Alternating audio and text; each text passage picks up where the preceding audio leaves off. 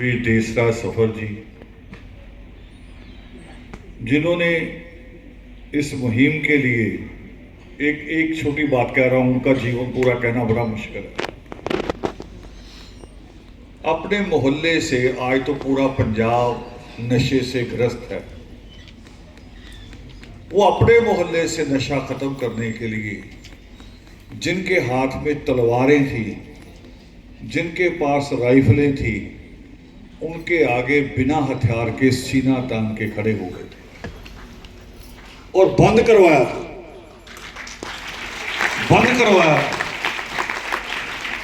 और जिनका कारोबार कोई 25-30 साल से था, उनका कारोबार बंद कराया। और बिल्कुल ईश्वर ने वही, उन्होंने सामाजिक तौर पे बंद कराया था और ईश्वर ने उनके बेटे पे वही कृपा की कि वही काम दे दिया कि जो अन्याय के खिलाफ पहला जस्टिस पुलिस करती है। पुलिस ने करना होता है, जिसको इन्वेस्टिगेशन कहते हैं, उसी में जस्टिस करना होता है। तो जस्टिस ऐसा है नीरज में कि कई बार मुझे कहना पड़ता है कि ये लाइनें काट दो। बड़ी मुश्किल से कोई बच्चा वहां तक पहुंचता है जहां तक हम उम्मीदें लगा के बैठे हैं, सपने हैं जो, मगर वहां पहुंच के भी अपने मिशन को ना छोड़े। अभी एक लेटर लिखा हुआ था, मैंने डिलीट कराया। मैंने कहा हटाओ इसे, ये आपके लिए नहीं, ये मैं भाषा लिख लूं तो कोई बात नहीं, मगर आप नहीं लिखो। और मैं आमंत्रित करूंगा नीरज अनारिया जी को कि वो आपसे अपनी बात कहें। नीरज अनारिया।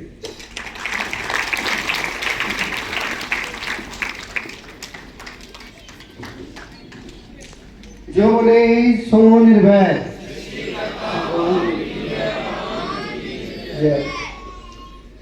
मंच पर आसीन शुक्राचार्य दशरथन रावण जी और हमारे फ्यूचर के मार्गदर्शक जो मंच पर आसीन प्रोफेसर, प्रिंसिपल्स और गणमान्य व्यक्ति, उन सभी को सादर जय वाल्मीकि। और स्टूडेंट्स और पेरेंट्स जो बच्चों को यहाँ पर लेके आए, उनका भी बहुत बहुत धन्यवाद। मैं अपनी बात शुरू करने से पहले रावण साहब का धन्यवाद भी करना चाहता हूँ कि उन्होंने मुझे इस सेमिनार का हिस्सा बनने का मौका दिया, और माफ़ी भी मांगना चाहूँगा कि उनकी बेल बजने से पहले मैं अपनी बात समाप्त करना चाहूँगा।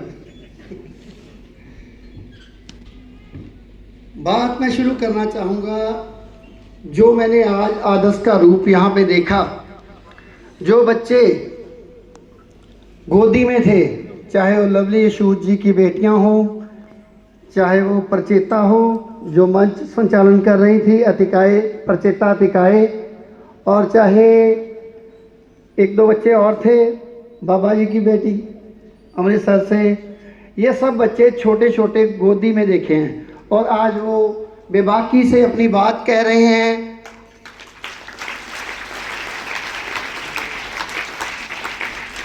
और दूसरे बच्चों के लिए प्रेरणा स्रोत बन रहे हैं। बहुत बड़ी बात है कि जो बच्चे छोटे छोटे थे, आज वो अपनी बात कहने योग्य हो गए, केवल और केवल रावण साहब के प्रेरणा पर।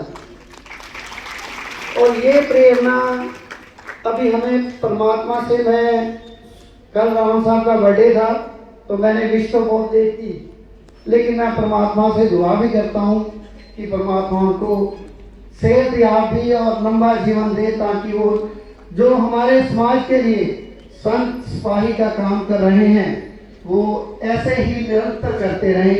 यही परमात्मा वाल्मीकि महाराज जी से मैं दुआ मांगता हूँ, क्योंकि अभी हमें उनके मार्गदर्शन की बहुत ज़रूरत है। मैं थोड़ा सा माहौल को लाइटर मोड में भी रखूंगा, क्योंकि बच्चे जो स्टूडेंट्स हैं काफ़ी छोटी एज के भी हैं यहाँ पे। जो मंच पर पहले लेक्चर आ रहे थे मैथ्स के, और अब भी जो लास्ट पे प्रिंसिपल साहब बोल के गए, ये सब बातें तब आती हैं जब आपने पढ़ा होगा। जो हमारा थीम है आज का, एजुकेशन। एजुकेशन आपको क्वेश्चन करने के लिए मटेरियल देती है। क्यों, कैसे, ये इन्होंने इतना अध्ययन किया, इसीलिए आप तक ये बातें रख सके। इसलिए मैं चाहूंगा कि मैं थोड़ा सा लाइक, क्योंकि मैं बीइंग ए पुलिस ऑफिसर, मैं जाना वो शायरो शायरी तो नहीं आती मुझे, मैं सीधी सीधी बात करूंगा। जैसे सब, लेकिन मुझे नहीं आता। जैसे वो कह के गए हैं कि नालायक हूँ, मुझे कला के बारे में मैं संगीत सुन सकता हूँ, लेकिन मुझे ना सिंगिंग आती है ना राइटिंग आती है। तो मैं उन बच्चों के लिए कहना चाहता हूँ कि जो बच्चे यहाँ पे छोटे हैं अभी, वो छोटे बच्चे, लाइटर मोड में इसलिए बोलना चाहता हूँ कि हल्का फुल्का रखूंगा। जो बच्चे अभी इस अवस्था में हैं और इस सेमिनार में का हिस्सा बने हैं, सोचिए कि आगे चल के जो हमारा फ्यूचर बनेंगे, जब तक ये परिपक्व होंगे तब तक, और आरएस की जो सोच है, जो रावण साहब का ये मोटिव है, ये मोटिव को पूरा करने के लिए हमें जो जरूरत है, अभी हम इस मंच, इस हॉल में बैठे हैं, इस हॉल से बहुत बड़ा हिस्सा, जो इस हॉल का हिस्सा रावण साहब को नहीं सुन पा रहा, जहाँ वो सोशल मीडिया के द्वारा सुनेगा, जब वो भी इसका पार्ट होंगे तो कितना जल्दी हमारा मोटिव हम अचीव करेंगे। इसलिए मैं चाहता हूं कि आज तक जो भी बाबा साहब को एक साजिश के तहत सिर्फ एक दलित लीडर की ना, जबकि भारत रत्न है उनके पास, और जो उनका विजन था वो समानता के लिए था। वो समानता जो सिर्फ हमारे समाज के लिए नहीं, बिना किसी जेंडर के देखे, बिना किसी कास्ट क्रीड को देखते हुए जो बाबा साहब ने काम किया, बाबा साहब ने सारी ह्यूमैनिटी के लिए काम किया, उसकी समानता के लिए काम किया। जो बात पहले मंच से कही गई कि बाबा साहब को जानना जरूरी है, मैं उन बच्चों को बोलूंगा कि एजुकेशन के साथ साथ आपको रिलीजियस एजुकेशन भी बहुत जरूरी है। उस ऑफिसर का कोई फायदा नहीं जो हमारे समाज के लिए काम नहीं कर पाएगा। और समाज का होने के लिए आपको रावण साहब का जो प्रवचन है, रावण साहब के पास आना जरूरी है।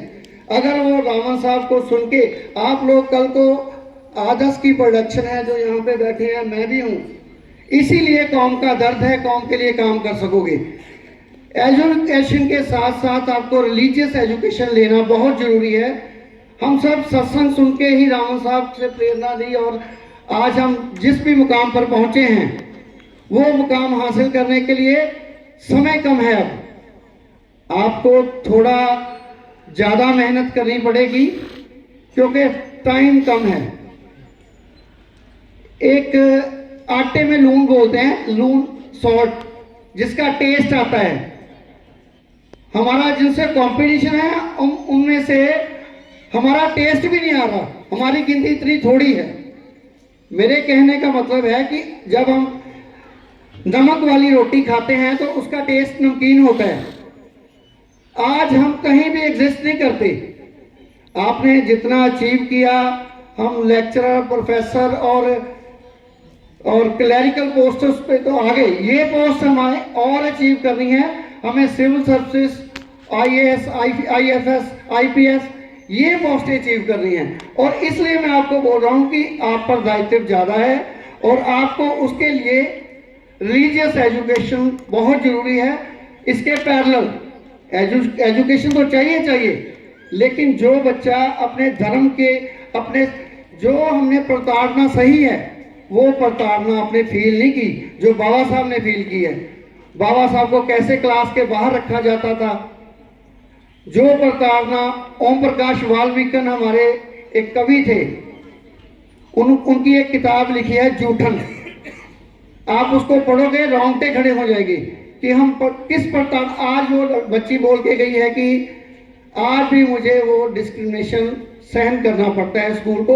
अब जैसे जैसे आप ग्रो करोगे, जैसे जैसे आप ऊंचे ओहदे पे जाओगे, किसी भी पोस्ट पे, चाहे क्लैरिकल पे हो चाहे ब्यूरोक्रेसी में जाओगे, ये आपको हर पल हर कदम पे फेस करना पड़ेगा।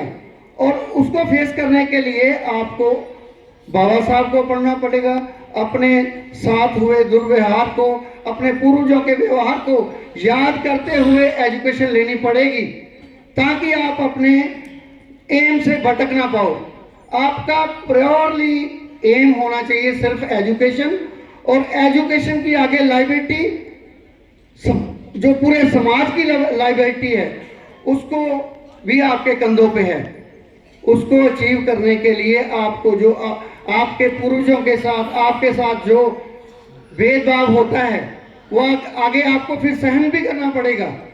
अगर आपने जो अपना इतिहास पढ़ा होगा, अपना जो आपके पूर्वजों के साथ व्यवहार हुआ, उनके इतना कठिन व्यवहार के बावजूद भी उन्होंने, बाबा साहब ने इतने लोगों को सक्षम कर दिया कि हम माइक पर बोल सकें, हम सेमिनार कर पा रहे हैं, सिर्फ एक बाबा साहब की सोच ने। तो आप सोचो कि अगर सब पढ़ जाओगे तो ये ज्यादा टाइम नहीं लगेगा हमें इस गोल को अचीव करने के लिए। जिस हालात में अपना समाज, आपके पेरेंट्स आपको यहां तक लेके आए, सबसे सख्त मजदूरी, सबसे सख्त मेहनत, उस मेहनत को याद करके आज सोशल मीडिया पे देखो, हर चीज का एक डिजाइन बनाया जाता है। जब आप एजुकेट होगे तो आपके कॉन्स्पिरेसी भी होगी, आपको आपके पथ से भटकाने के लिए, आपको अपने मोटिव से भटकाने के लिए बहुत सारी कॉन्स्पिरेसी थ्योरी भी चलती है, वो आपको डिजाइन करके देंगे। आज अपने मोबाइल पे सोशल में हर चीज का नेगेटिव और पॉजिटिव होता है, आपने चूज करना है कि कौन सा एस्पेक्ट आपने चूज करना है। नेगेटिव लेना है, सोशल मीडिया में बहुत सी नेगेटिव चीजें भी होती हैं, रील्स चलती हैं, रील्स का कुछ, उसका कोई एजुकेशन नहीं होती उस रील में, सिर्फ 10 सेकंड तक आपको वहां पे बांध के रखा, उसमें 1 घंटा लगा देते हो, फिर रील आ गई, अगली नेक्स्ट रील आ गई, उसकी कोई एजुकेशन नहीं है उसमें कुछ भी। ये सब एक डिजाइन है आपको अपने लक्ष्य से भटकाने के लिए, और आपका पहला लक्ष्य सिर्फ और सिर्फ एजुकेशन होना चाहिए। और एजुकेशन भी जो हायर एजुकेशन में जाना जरूरी है।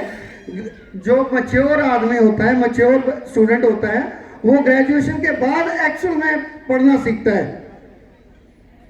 यहाँ पे मंच पे मैंने देखा ग्रेजुएट बच्चे भी आ रहे थे, लेकिन असल में आपका एम ग्रेजुएशन के बाद शुरू होगा, और आपके बहुत सारी जिम्मेवारी होगी अपने परिवार की, अपने समाज की।